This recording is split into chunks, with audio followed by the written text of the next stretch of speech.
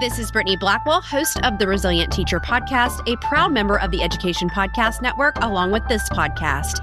Each show on the network is independently owned, and the views expressed may not represent those of other podcasts. For the best education podcasts, visit edupodcastnetwork.com.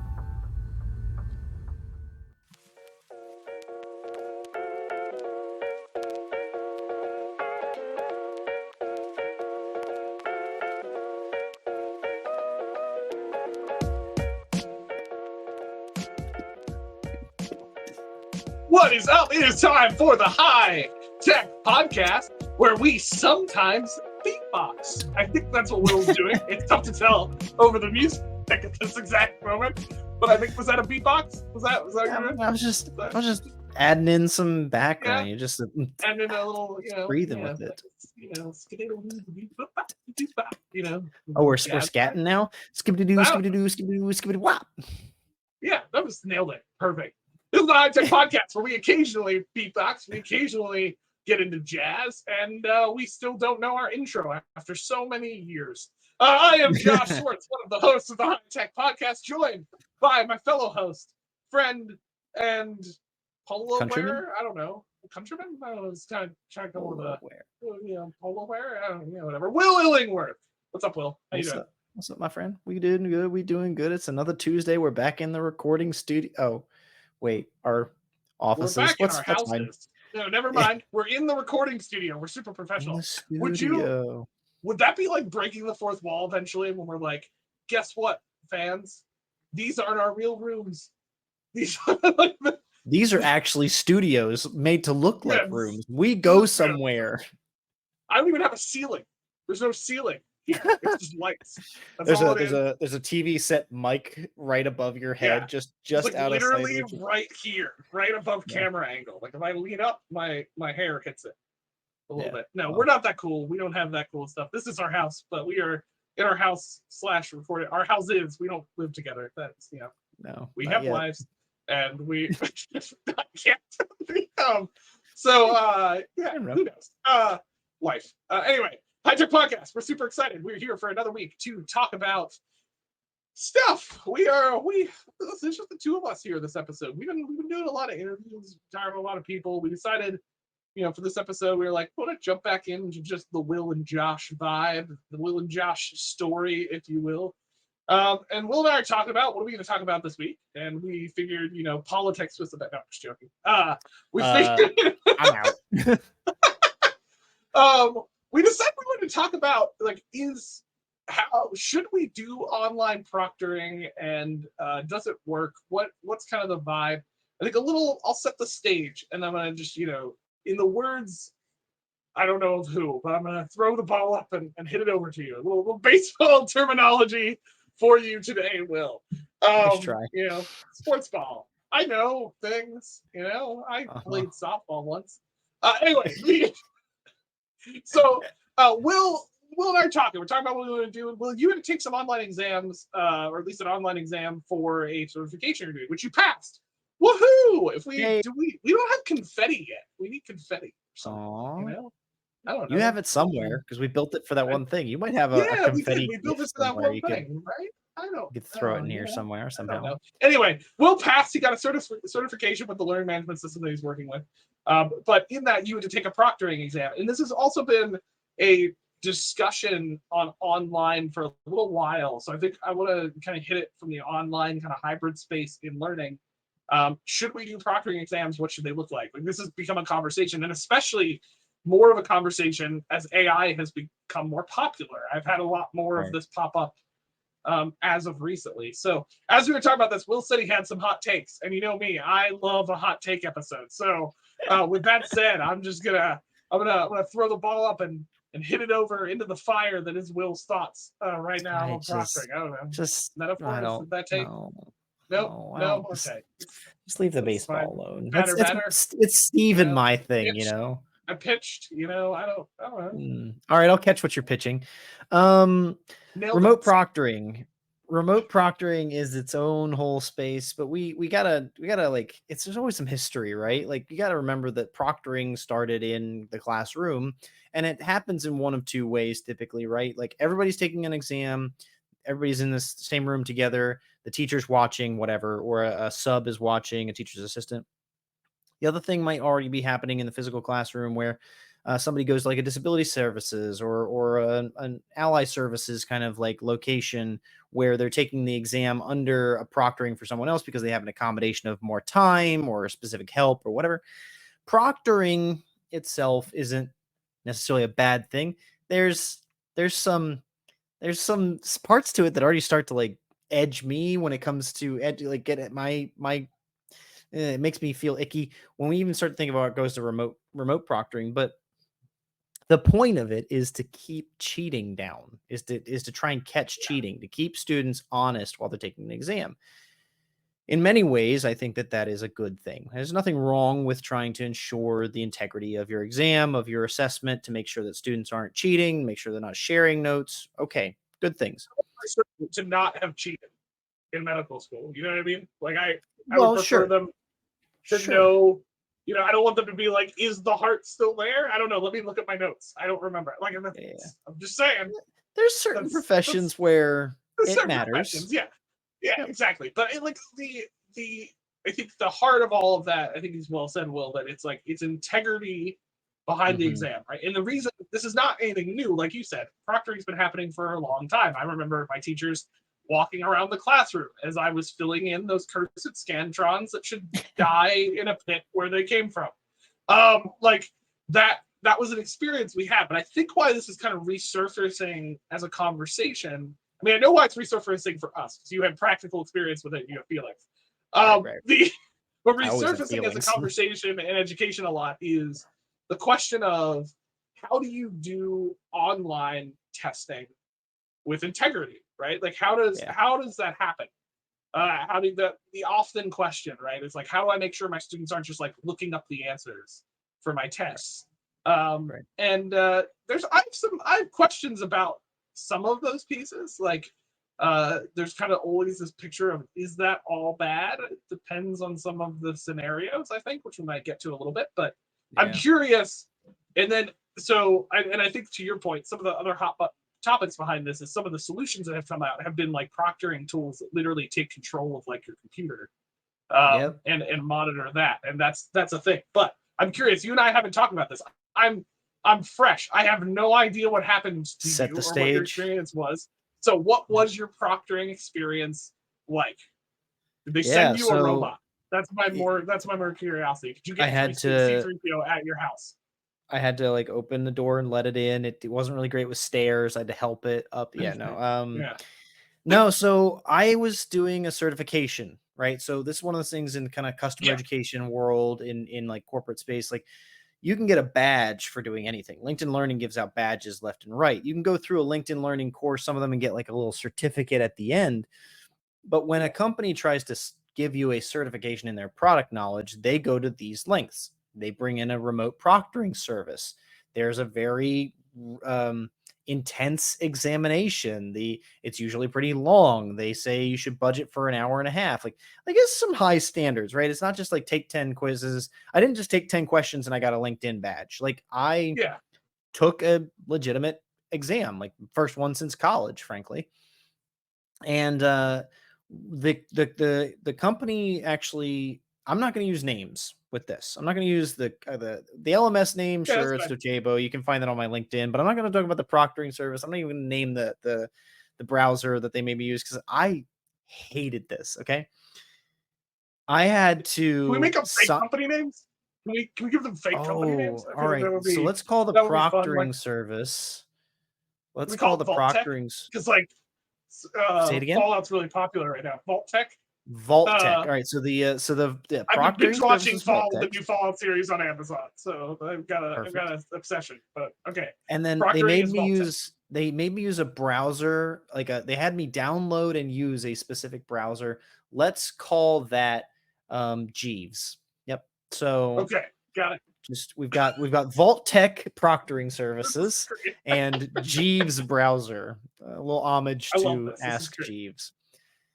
So Vault-Tec, so the real company name in here, Docebo, I have to pay them money. They then sign me up. I get 3 attempts at this exam.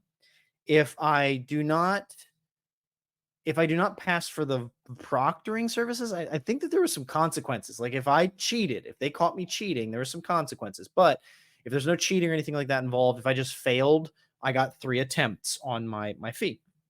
Yeah. So they gave me a ton of study resources. All that's good. I go to get it situated, and it's like, you have to download Jeeves. All right, like what? So I download, but I'm on a work device too. So I'm like, wait a second, am I allowed to do this? I have to like look into all that stuff. Okay, I can get Jeeves. I can get Jeeves installed, and I open it, and it's a browser, dude. Like it works like Edge, Chrome, Firefox, Really Brave, the best of them all. interesting. It's not just like I've worked with a few of these things in the past. It's like a plugin, or you have to like no, it's Yeah, its I've own had one that's a browser. plug-in before. Yeah. Yeah. And then when I use that browser to go into Docebo's course, I actually go to Docebo's University and I go into their course, and then the Vault-Tec proctoring services was integrated into the LMS. So I had to go to the like course. And it's already complicated. I had to go to the course, and then I had to go through the course because you couldn't just like start this. You had to go, there's a checklist, and you had to read this PDF, and then there's terms that I had to agree to.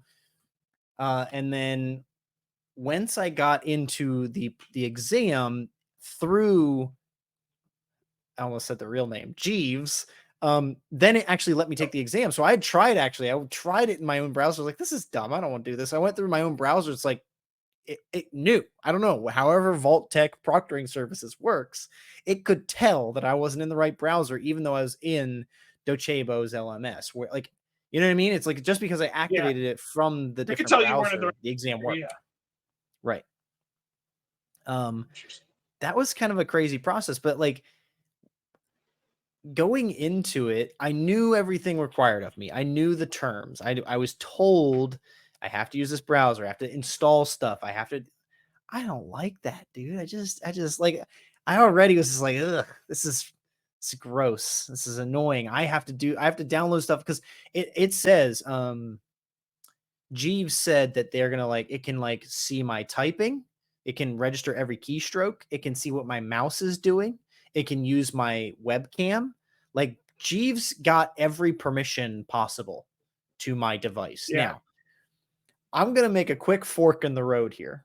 For 5 seconds, I'm going to talk as William Illingworth and William Illingworth alone.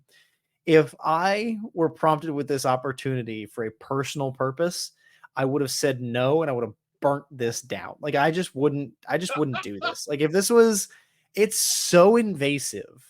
I refuse to ugh.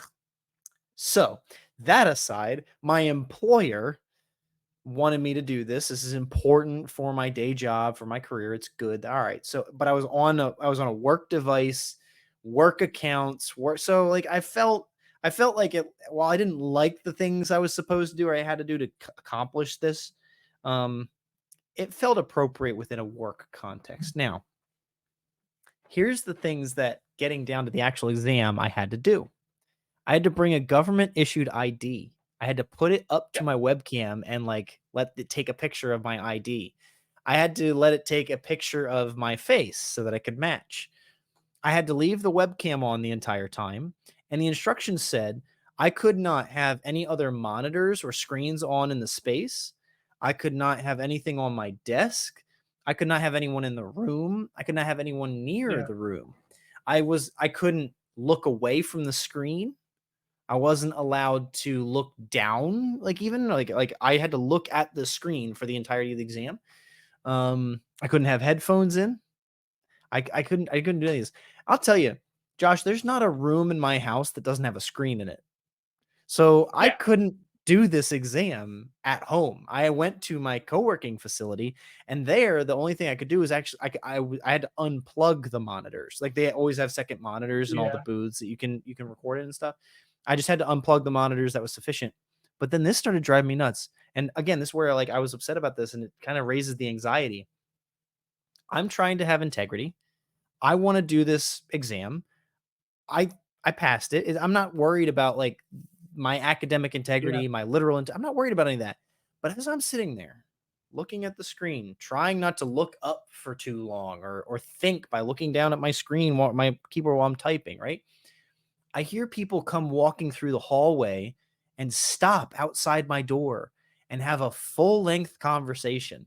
And it just got in my head right then and there. I was like, oh my gosh, if my computer records this conversation, and it hears it, and this goes back to Hitech Proctoring Services, and they review my thing after the fact, could they determine that this is potentially being swayed because someone out there is using a coded message to tell me the answer? I don't know. Like, I got paranoid. I got anxious in the middle of the exams. I'm like, I am doing this legitimately. And yet there's things outside of my control, outside of my environment, that could be a cause for concern for an automated proctoring service. I have not been flagged. This is like a week later. I got my certificate. Like, it shouldn't be an issue, but they didn't catch Will's code at all. It was great. Yeah. I was so good at code. No. Yeah, they had no idea. Now that I think about it in post, I'm like, wait a second. See, the people outside having the conversation would have had to have known what my question was to make a it doesn't make sense. But in that moment, it doesn't make sense. It's fine. I was anxious. I'm trying to do the thing, and I'm like, oh my gosh, I'm gonna fail this because there's people having a conversation inside my door. That's like the anxiety that raised in me. Josh, you know this about me. I'm a good academic. I have great grades in my history. I want to do this kind of stuff. I want to be good at this kind of stuff. I don't want to be cheating on a certificate, right? And I'm sitting there freaking out about whether or not I'm going to get dinged because a conversation's going on. Imagine our students who are in their teenagers years. This is happening in high schools and stuff now for those kinds of exams. In college, 18 to 21, have a whole lot less experience than I do, may not be as good a student as I am, and are also in this environment with these things staring down their necks. And maybe they have cheated before, and sometimes they use, I don't think needs a good word, but they use, cheats or stuff like that to survive in an academic environment where they're not as good. And now they're literally being monitored by a robot policeman. I hated every second of it. It was so gross. And I just really wish I'm going to be honest. Like, I really wish there's some way we could keep the exam integrity without this kind of robot police thing. I don't know, dude. I don't know what more to say than that. That's the walkthrough, but it's just. That's the walkthrough. Yeah, it's tough. This is only every time this conversation comes up in different places. I feel myself leaning different directions at different times, right? Like in your description, my learning science hat on, or knowing how people learn and how people deal with stuff, like anxiety does not make better learning or better. Like, this is part of the reason people talk about not doing well on tests. It's usually like an anxiety thing. Because that can get in the way of people remembering stuff. It can get in the way of people processing stuff. I mean, anxiety does a lot of things to us in that process, and creating more of that intensity just doesn't make it any easier. And you're telling me the story. I went through a similar story, other than I never went down your road, because here's another example of how this proctoring stuff can sometimes go. I couldn't get the software to work on my computer. So some people, I think I've talked about this a little bit on the podcast before, but so I got a certification last year through Project Management Institute. I'm totally fine saying their name because the process for the most part was fine, and I thoroughly appreciate them and what they do. But I got a project management, agile project management certification through them. And so I had to do a similar thing. I had to do a proctoring exam, although mine was 3 hours. I didn't take the whole 3 hours, but I tried to install the software. We'll just say it's Hitech, whatever it is. We'll keep that part because I don't like that. Yep. So I'll call them Hitech in this case. It didn't work. I couldn't get it to work. It wouldn't. I followed the instructions. It would not start on my computer because it told me my computer was not. It kept reading that I had another thing plugged into my laptop, but I didn't. It was and I looked it up. People were reporting this as a normal glitch that would happen, and I tried everything I could. I forget exactly what it was, but it kept reading something that it thought was like a cheating thing. It was like, you've got another device connected to your computer. I was like, no, I don't. I have a mouse. Is that what you think I have connected at the moment? There's or no, it was having issues with the webcam. It kept thinking the webcam was doing something it wasn't doing. Anyway, So I was never able to use it. In my case, I had to go to a real proctoring place. I had to go to like an actual place, bring my government Is that ID, why? everything. Like, yeah, that's why I went to a real place. I looked into doing Oh. this for a proctoring thing because all the stuff you're describing is bringing back. I remember reading all of the requirements I had to do, and you're right. I couldn't have any other monitors on. I had to be a place where like I was always looking at the screen, and I couldn't get it to work. So I eventually just found a place I could go take the exam at, and that wasn't as fun at all either. Like it's we make jokes about Vault Tech. It felt like I had walked back into the 70s and 80s because that's probably when that building was built. And there was like a lady in like a giant. So like you walk. I don't know if you've been in a proctoring exam place in a while. So like Marissa has. My wife has. Yeah, I had to walk into a one of those like cubicle stations. You get a computer that looks like it hasn't been updated in forever, and you to take your exam on it, right? But there's a giant like glass window on the wall behind you of a person just watching you. It's like they're in a control center watching their lab tests, their test subjects. It was a weird vibe. I remember thinking I did horrible on the exam, and I did perfectly fine. I ended up passing with flying colors. But I remember thinking I was doing horrible because of just that whole experience. And my takeaway from this was this. I understand we're trying to keep integrity. Now, Will, I don't know how long your test was. Like how many questions? Were you timed? Like were you within a time frame? It was supposed to be 90 minutes. I completed it in 37, so I don't know what they were going about. So there's no way I could have cheated on this exam. The questions are changed every year. Like, and there was no way I was looking up answers to these questions. There were so many questions.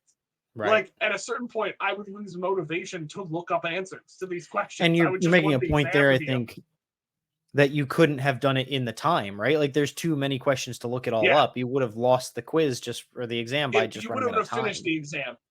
Yeah. So a lot of my pushback with people is I think with proper just like not questions that are super easy to just look up, and with proper timing on exams, on online exams, you can gather some of the integrity. Now, I know a lot of people will push like with ChatGPT and AI being existing now, people can just copy questions and throw them into the AI. And you're right, it does make that a little bit easier. I still argue half the answers will be wrong anyway. But like it's, I don't know, the whole environment of it in the online space, I just think builds a place where like, does doing all this proctoring now turn these tests, which by the way, I still have opinions that the tests themselves are not that great anyway. But like, take the low-level test that I'm not super excited about anyway. Does this just make it such a bad experience that like it's not even worth it? Like, is that the issue? And in how many of these scenarios is this actually applicable? Like, I made a joke, and I do mean this, right? They're like, if you are testing my surgeon, yes, I want him to have rogue memory of everything in the body because that's vitally important. If you are testing my pilot, I want to make sure he doesn't have to open the booklet to remember what to do with the plane. That would be Was it the switch or that switch? Yeah. But what LMS admin has ever been in a situation where it's like, if you don't figure out how to get this enrollment to work, that guy behind you, Larry's going to die. Like, he's going to die immediately if you can't figure this out. And you're that sounds very Vault Tech, frankly. Yeah, like, that's not a thing. That's not going to happen. Yeah. So like why? I don't know. I know wanting to protect the integrity of the credential, but like I don't know. Like if you build an exam that's timed long enough, they're not going to be able to look stuff up. Now, a bad exam where you can't protect the integrity. Like let me go opposite story here for a hot second. I had to get my boating license, the one beach trip. I think you might remember this story. I know this story. Yeah, so we were going on a beach trip. We were getting our boating licenses because my wife's family had gotten jet skis, and you need your boating license to drive jet skis. It makes total sense. At the time, I was thinking, well, why? It's not a boat. It's a boat. It's very little boat. So I had to do it. But here's the thing: I procrastinate. I didn't want to do it. I hate taking exams. I hate studying for exams. I hate. As much as Will and I build e-learnings, it makes it even worse when I have to go through an e-learning that sucks. Like I don't because I know it could be better. So I hate this experience. I did nothing before we went to the beach. Day one, we're at the beach, and I realized I need my boating license. So I get onto the courses online. I speed through the courses online. I will admit that I did not have as much integrity as I probably should have, and copied a handful of things into a database that I could easily search. And I passed that exam when I probably shouldn't have. Okay. But here's the thing. That exam was not timed at all. At all. The questions were basically verbatim from the course. They weren't testing knowledge. They were testing, did I pay attention in the video? Some of the questions were so stupid. They asked me what happened at a specific timer in the video, Will. It asked at this time count in the video what happened. Like, you might as well ask me to cheat. Don't give me the time counter in the course. Like, that's ridiculous. Like, that's a poorly designed test. Like, that's part of its problem. I have to ask you a question about that one. Did you have to pay to get your license too? Like, did you pay for the exam? Yeah, you had to pay for it. Was it like $40 or $100 or something? Like, it wasn't too bad. It was like, like $30, $40, I think. So, like, that's really just the government selling you your rights back for a kicks and giggles. Like, I can't with that kind of stuff. But, you know, on the Docebo side or your PMP side, right? Like, you are getting a value for what you're paying for. Here, the boating thing is the value is the freedom to go out and drive a boat on the water. Okay, that's great. But like at the end of the day, they don't care if you are capable of driving a boat. They care if you pay them the $30 or $40 or $50. Docebo also doesn't care if I can actually. I passed by 2 points. It was a huge threshold of not passing that I missed, right? Some 30 or 40 points that I missed. I passed by 2 points. Docebo doesn't care if I'm an excellent Docebo LMS administrator. They just want to know if I passed to get 62% out of over 60, right? PMP, you know, they probably care the most. Out of these three that we're representing, they want their reputation to stand. Want their credential to stand. They want it to be a reputable credential. So they put a lot more effort into things. They provide a lot of training to get into the exam. They put a lot of effort into redoing those questions every year. And their questions are not like, what do you do here? It's like, if you're managing a project in this scenario and this scenario happen, which of these not horrible options is the best option? Like, that's that type of question. And then there's like, 6 options, right? Yeah, there's like 6 options, and they're all like logical reasoning questions. So it's not fair to probably pair that against another type of scenario, because they do put a lot. It's why they've become kind of the name brand in project management, because they put a lot of effort to make sure. And like when I finished that exam, I got like a summary of the different areas of how I did in each area. Like it's all like they do have a system for it. But I think what it comes down to for me is like, does all of this just make like some exams not worth it? Like, are there better assessments? Beyond just even example, I get like this comes up a lot in math classes because the tests are much more popular in math classes than what you're doing. And I understand that to a certain extent, where like you don't just want a student to just go find the answer to the math question. You want them to work through. But like, is proctoring the answer, or is having the student show you their work the answer? Like, is showing their work less of less of a problem? Your license thing's a great example, right? How do you get your driver's license? You drive in a car with an instructor. Yeah. There's the difference, right? Like, I don't know. It doesn't sound real convenient to have to drive with an instructor on a boat to get your boating license. But it's the more practical and authentic examination of skill. And even to the point of your online course, at no point did you touch a boat. No, like the first time I got this boating license in like a few hours, and I was on a jet ski like the next day. Like that's and again, to your point, the motivation is the problem. The motivation is, it's not about really making sure people are prepared for boats. It's about like, here's the hoops you can jump through to get your license. So that's probably not an appropriate response. It's I think for those who care, I think it just comes down to, I do think there are some places where we do have to consider online proctoring. Like At a certain space, I get the struggle of difficulty you had with it.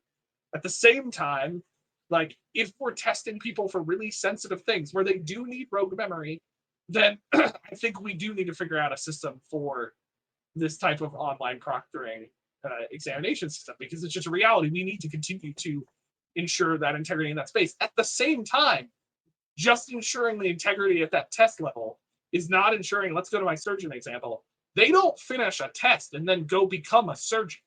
Like that's not, at least there's a lot of other steps. And if that's how it happens, then I'm never going to get surgery ever again. Like, so there are steps. Like even if you didn't protect the integrity of that test, well, they get to that cadaver, it's going to become pretty obvious they have no idea where the heart is. Like that's right. You know, like so it's that. Yeah, I don't know. I don't know that this is as big of a deal as people make it. Well, and to kind of wrap this portion of the conversation of the episode, like where I came to kind of a test strategy or whatever to do, it was like I did my studying, I kind of reviewed, I use the LMS every day, right? So I've been using it for 3 years. I wasn't too concerned about whether I was going to pass this or not, but there are elements I don't use. So I read up on like e-commerce and certain things that I don't personally run. And then I committed inside. I was like, I'm not good at studying and studying forever. Like I honest to God, like I'm not the guy who's going to sit there and go through this checklist of 375 items and make sure I've read each one of them before I take the exam. Not happening. But I knew I had 3 attempts. So I literally committed and I was like, I'm just going to blow one of my attempts. Like, I don't care what that's like for me. I want to get the jitters out of the way. I took that first time. I got lucky. I'm very happy I passed on the first attempt by 2 points, right? But if I had failed by 2 points, that wouldn't have upset me. I would have come back and be like, all right, I'll take it the second time. I know what I need to study. I'm much more comfortable with it. I won't be out. Like, if that was upsetting me in that first time I was taking it, that people were outside the door taking it and I could hear them, I would have had to come and changed it for my second attempt, where I would have come into this room in front of me. Josh knows this room, and taken all my monitors out of it and set this room up so I could take it here. And I kicked my wife out of the house for an hour and be like, don't come back until I text you. And then I would have been able to take it with no disturbances, no phones. I knew that gave me anxiety. So for my second attempt, I would have been able to remove that from my environment and make that attempt better. That's the thing that I think made it, passing made it worth it, of course, but like knowing that I had 3 attempts gave me a lot of peace about whether or not the first attempt went as well as it did. And honestly, I'll say that that's a good thing. That's a good thing to know for proctoring, but also for testing. I think there's an overall lesson here for testing and examinations with students. Like, allow for a second attempt. I mean, just build it into everything. There's nothing wrong with that. I know it's more labor, but if you already have your tests in a digital context or you're using a remote proctoring service, just allow a second attempt. It's not going to kill anybody. It's going to let them get their jitters out of the way for the first attempt and then do better with the second. Yeah, there's a lot of research too to show that like really where testing and quizzing can be used better is as lower stakes type of activities that are repeatable with repeated attempts, so that it's more about repetition and more about rethinking and applying. Like I would love to say that, and if Project Management Institute is listening at all, take that advice, please, because for your context, Will, that was not my case. I couldn't take it again, but I had to wait like several months and I had to pay for the whole thing again. Like it was like you had to pay for the entire test. So there's a lot of pressure of like, don't fail this, or actually my organization was paying for it. So I was like, well, then I have to pay for it. So but yeah, that's high stakes, right? Like nobody wants to pay for it twice or anything like that. That's killer. I mean, I can get it.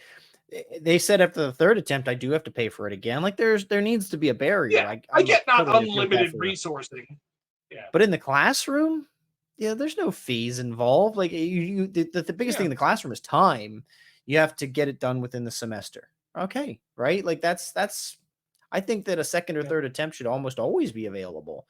What if I got to the end of the semester and I realized, dang, that 85 that I was happy with in the first 3 weeks, if I got that to even an 87 today, I'd have an A plus or an A, or it'd be the difference of an A minus and a B plus, right? It's like, let me try and take it again. See if I can't get that 85 up to an 87 or an 89.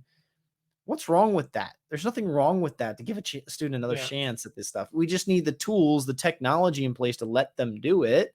You have to be building your quizzes digitally. You have to put them in LMSs. You have to allow temps, but this is all good things. It's not bad to do this kind of work. Yeah, so I would agree. If anything, they're paying enough that we owe them lots of attempts. Right. Just saying, like if we're talking higher ed in the space we're talking right now, we if anything, we have an IOU for attempts on exams and quizzes. I'd like to go pull a debit on some of them credits. That'd be nice. Yeah, I'd like some of that back. That'd be great. That said, speaking, Will, of multiple things and multiple attempts, and multiple chances for joy, if you will.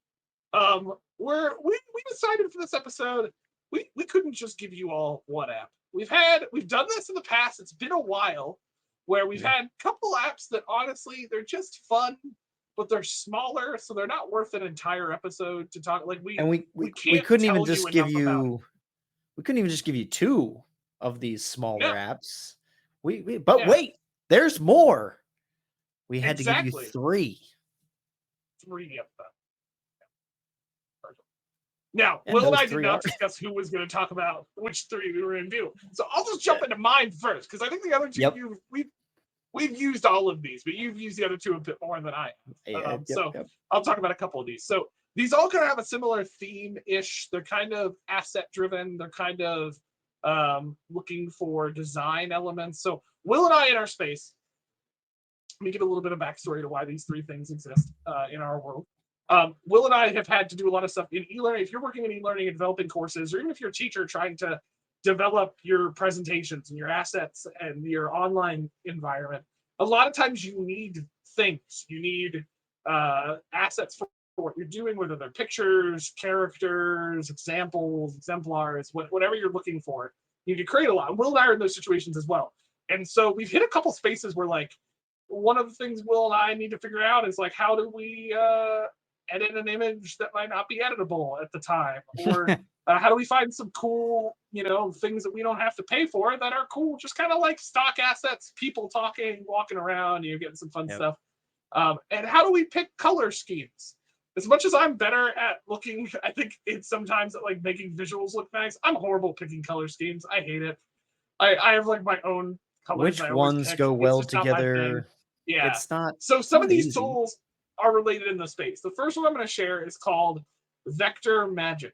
What Vectormagic is, if you don't know what a vector is, let's talk about that here for a hot second. So a vector image or asset, if you will, is basically, it's just like a picture that you've used, but it's designed in a way that you can edit it in programs like Figma. Like we've talked about Figma before. You can do this in Figma, where you can do stuff like, let's say, where this has come in handy for Will and I is we're generating AI asset stuff, and we're seeing more people do this, but you never get it perfect. Like my classic story is Will and I were trying to generate a busy mall scene for e-learning we were developing. It was an escape room type of vibe. And I don't know if I told you this, Will, remember the one girl was like standing in front of an ATM with a phone? She was like kind of like, they had to like look at the ATM and they were like, is somebody looking over top of you? One of those things. Right. There's somebody in front of there that was like a friend with their phone. The AI, when it originally generated it, that phone was like a claw of death. It did not know what to do. So what I was able to do is download that image I had created, upload it into Vectormagic, and just hit convert. And it turned it into what's called a vector image. And I'm able to, in my case, put that in Figma, but you can put it in like Adobe programs. You can put it in a lot of other spaces. And it allowed me to go in and like manipulate the lines of the image and kind of just change it. And listen, guys, I'm not like a professional graphic designer. So all I did was basically take the shapes and make them less of a shape. Like that's all I did. I like moved them down so that it looked like a normal hand and not like a monster that was there to kill that child while he was in front of the ATM. So like that's a place where like Vectormagic came in handy. We used it a lot for stuff like that. Another thing that was really useful for me is like if I didn't like the colors in a certain thing, or like say you're trying to design e-learning or develop that and you have a color brand that you have to follow, And AI, in case you're curious, is really bad at just giving you the color you want. So like Vectormagic, very easily I could put it into, convert an image into a background into Vectormagic, throw it into Figma, highlight the whole thing, and convert that weird color red that I didn't like to a blue. That was following our standards. It's like stuff like that. So just vectormagic.com is the app.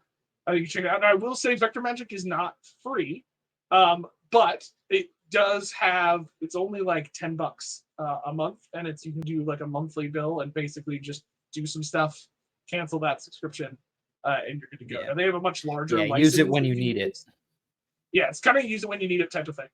So we know that might not be applicable for all educators, but if you're in a space where you're looking to create stuff and maybe manipulate it a little bit, or just do some like color changing, create a lot of assets all at once, for maybe an online learning that you're building, or experience that you're making online, or a gamified type of thing, Vectormagic is a tool that's very accessible that you can jump in there and create a vector file. Typically, it's called a SVG. Is the file type for it, and you can use that in a tool like Figma, where it is free. You can get into Figma and use it with your education account, and do that.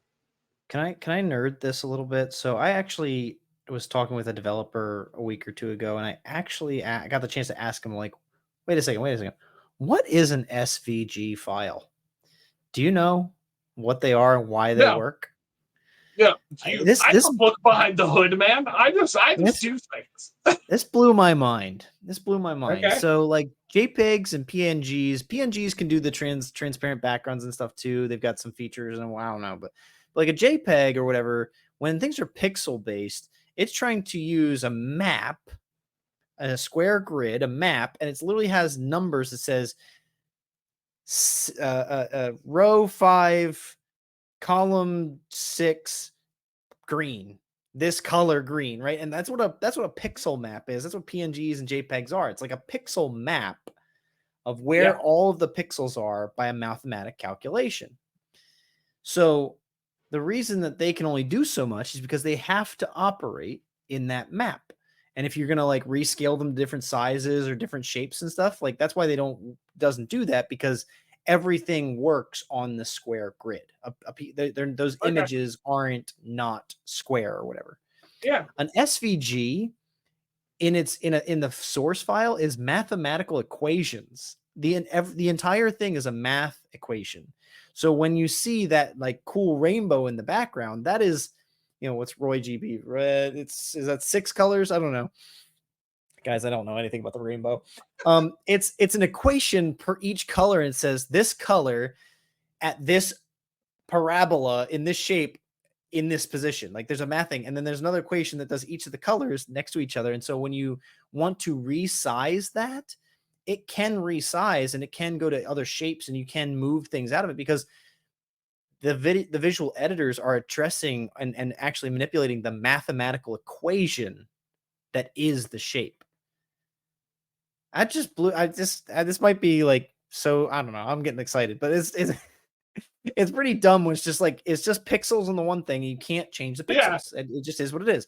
But when the other one is mathematical equations, all you have to do is adjust the numbers in the equation, and the shape will adjust, move, get bigger, change color, all that cool stuff. So that's what an SVG file is, guys. It's just math in a file format. It becomes a picture.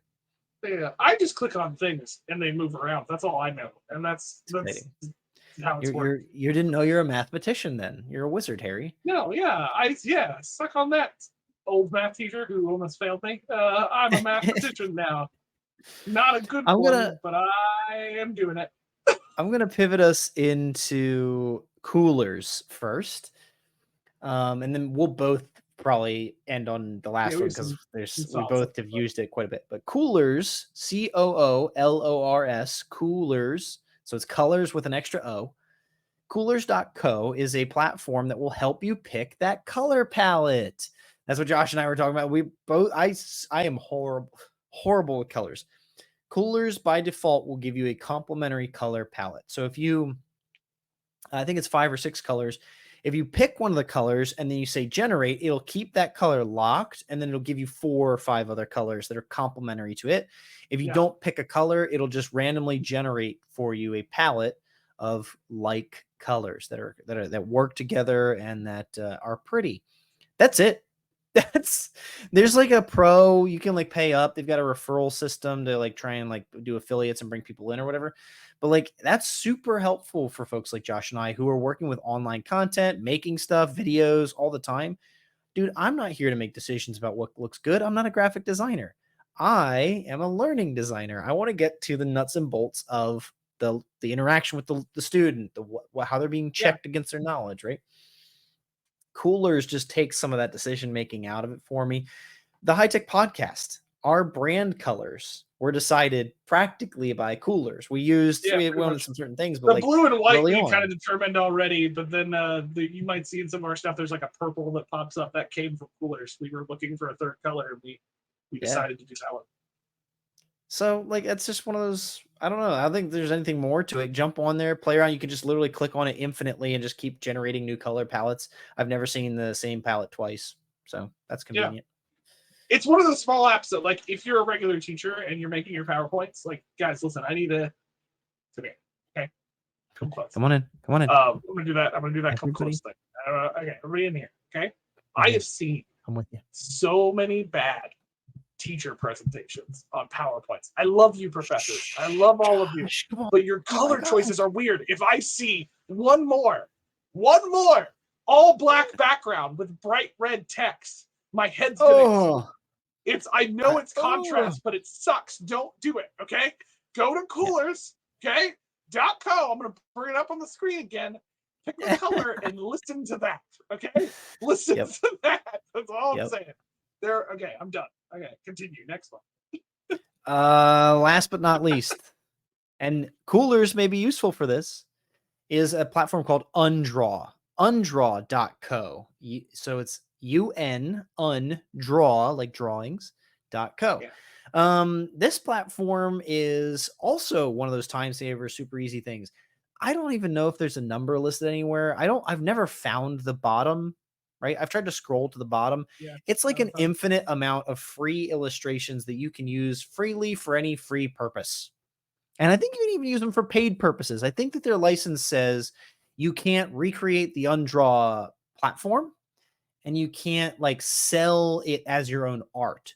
So I could put it in a PowerPoint and then sell the PowerPoint, but I can't sell the image on a t-shirt or something like that. It's not, you can't use them for art.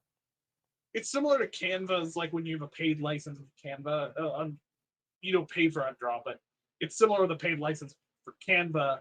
There are a little bit extra limitations, but Canva's basically kind of the same thing. You can't sell this as like your own brand or art, but like if you're using it inside of other, like the product is something else. Right.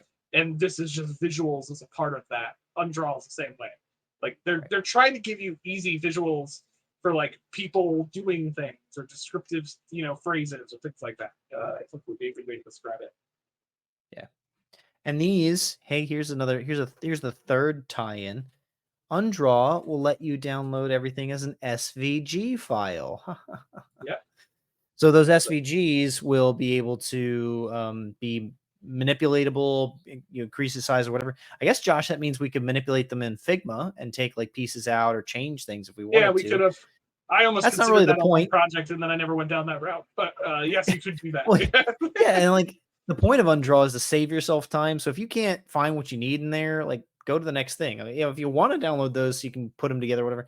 I use these all the time. They make it into almost every single one of my e-learnings. You can just pick.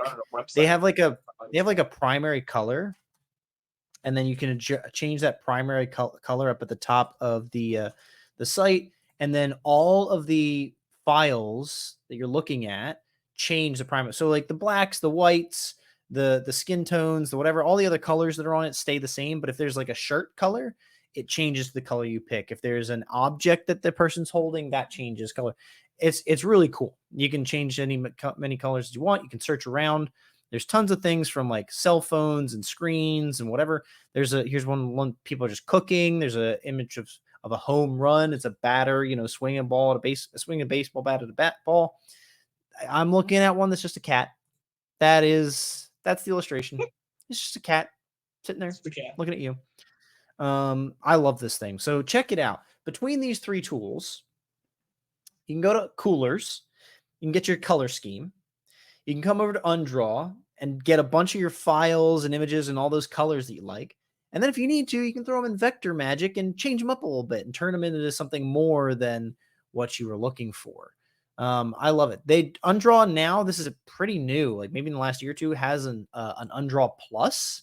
So you can pay to support them if you want to. You do not have to. But what you get with unDraw Plus is a very new feature around videos. I don't know the full scope of it. What I believe it is you can use it to make like short animations and stuff like that. Mm-hmm. So you can take any of the unDraw images and you can put that turn it into an animated experience. 3 months for $49, 12 months for $108. Frankly, if you're using it for professional purposes, that's a really cheap software that you could use to get some slick looking illustrations, but in an animated context, even better. So check it out.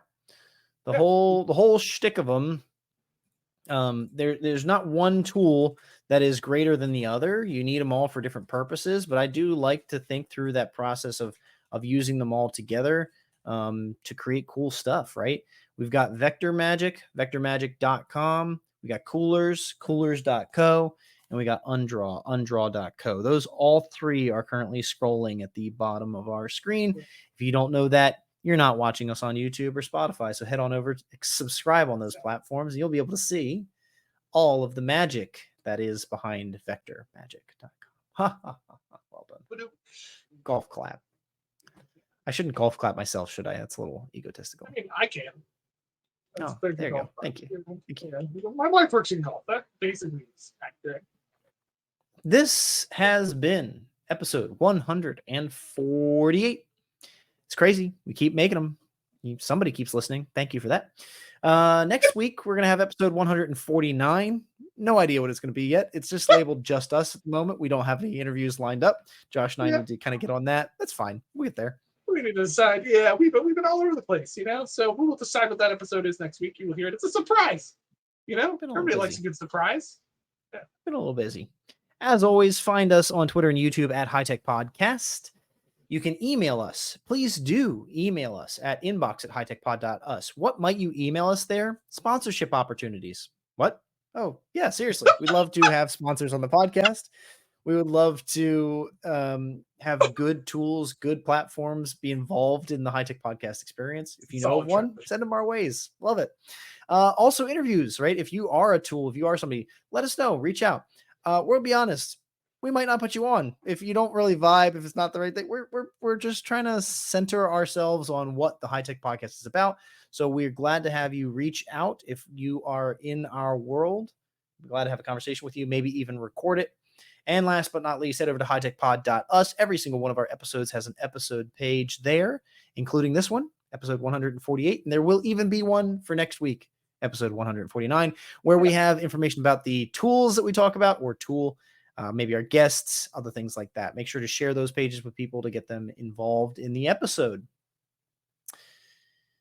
Thank you again for another week of the Hitech Podcast as we continue to learn what it looks like to harness technology in the physical classroom, whether it's online, proctored or not, or in the regular old classroom in the old ways. Until next week, we'll see ya.